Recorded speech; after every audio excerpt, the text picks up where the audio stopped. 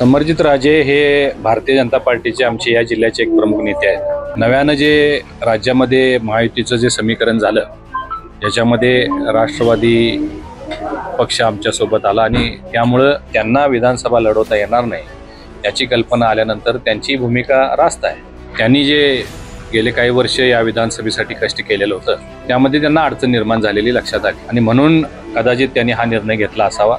10च्या 10 जागा ज्या आहेत त्या महायुतीच्या कोल्हापूर जिल्ह्यामध्ये येतील अशा पद्धतीची परिस्थिती आता निर्माण झाली। समरजित राजे हे भारतीय जनता पार्टीचे आमचे या जिल्ह्याचे एक प्रमुख नेते आहेत। नव्यानं जे राज्यामध्ये महायुतीचं जे समीकरण झालं याच्यामध्ये राष्ट्रवादी पक्ष आमच्या सोबत आला आणि त्यामुळे त्यांनी जे गेले काही वर्ष या विधानसभेसाठी कष्ट केलेलं होतं त्यामध्ये त्यांना अडचण निर्माण झालेली लक्षात आली आणि म्हणून कदाचित त्यांनी हा निर्णय घेतला असावा। आजच वृत्तपत्रामधून सकाळी बातमी वाचल्यानंतर मी त्यांच्याशी बोललो। मी आज संध्याकाळी त्यांना भेटून विनंती करणार आहे।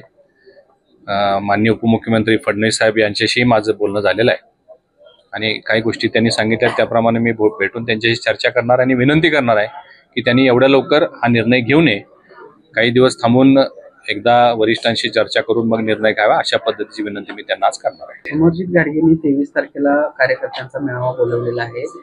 मतं जाणून घेणार आहेत शरद पवार गटात प्रवेश करण्याबाबत। कुठेतरी 2 पावलं पुढे जाताना दिसत आहेत समरजित गाडगे या सगळ्या घडामोडी। हो, मी सांगितल्याप्रमाणे हे निश्चितच आहे की त्यांना विधानसभा लढवता येणार नाही याची कल्पना आल्यानंतर त्यांची भूमिका रास्त आहे। परंतु या जिल्ह्याचा एक भारतीय जनता पार्टीचा कार्यकर्ता आणि पदाधिकारी म्हणून माझी जबाबदारी, आम्ही सगळीच मंडळी आम्ही आज त्यांना भेटणार आहोत संध्याकाळी आणि विनंती करणार आहे की त्यांनी एवढ्या लवकर हा निर्णय घेऊ नये। भविष्यात आणखीन काही घडामोडी होणार असतील, त्यांच्या संदर्भात पक्ष काही निर्णय घेणार असेल तर त्या संदर्भात वरिष्ठांशी चर्चा करावी आणि मग निर्णय घ्यावा।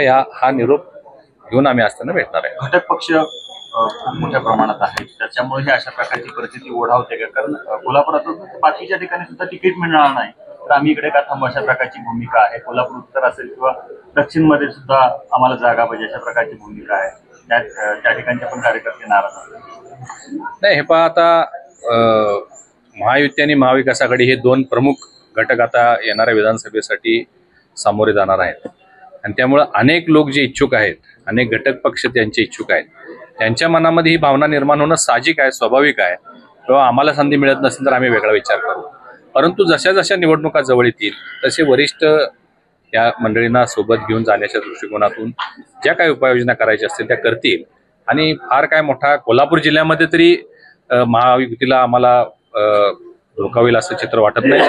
10च्या 10 जागा ज्या आहेत त्या महायुतीच्या कोल्हापूर जिल्ह्यामध्ये येतील अशा पद्धतीची परिस्थिती आता निर्माण झाली। उद्या महायुतीचा मेळावा होतोय, लाडकी बहीण संदर्भातला एक महत्त्वाचा कार्यक्रम होतोय ज्याला मुख्यमंत्री आणि दोन्ही उपमुख्यमंत्री आहेत आणि अशा वेळी भाजपचे प्रमुख नेते असतील समरजित गाडगे तिथं येणार नाहीत असं दिसतंय। आता राहुल देसाईंचा देखील राजीनामा, महत्त्वाचे 2 भाजपमध्ये पदाधिकारी येताना दिसत।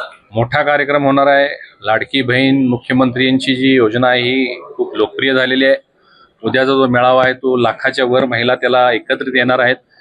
आता मी या 2 विषयासंदर्भात आपल्याला आत्ताच माहिती दिलेली आहे की राजेंचा जो निर्णय आहे तो त्यांच्या अडचण झालेली जी निर्माण झालेली अडचण आहे त्या संदर्भात ते निर्णय घेत आहेत आणि राहुल देसाईंचा जो निर्णय आहे त्या संदर्भात दुसरे एक पदाधिकारी नेमून राहुल देसाईंना पुढच्या कुठल्या तरी पदावर जबाबदारी देण्याच्या निर्णय घेणार आहेत। राहुल देसाई उद्या या कार्यक्रमाला उपस्थित असतील। अशाच नवनवीन अपडेट पाहण्यासाठी आमच्या KK न्यूज चॅनेलला सबस्क्राईब करा।